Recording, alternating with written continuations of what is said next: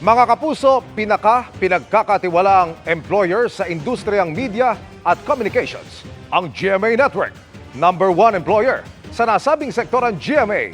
Base sa listahan ng resource platform na Prospel Philippines para sa top 100 graduate employers for fresh graduates. Number 34 naman ang Kapuso Network sa ranking ng lahat ng industry sectors. Ayon kay GMA Network First Vice President for Human Resources, Jerome Apolona, magpapatuloy ang GMA sa pagbibigay ng mentorship and development sa mga tauhan nito para masigurong mabibigyan sila ng oportunidad. Hindi lang din trabaho ang gustong ipantay ng GMA na 75 taon na sa industriya, kundi maging ang kinabukasan ng Philippine media.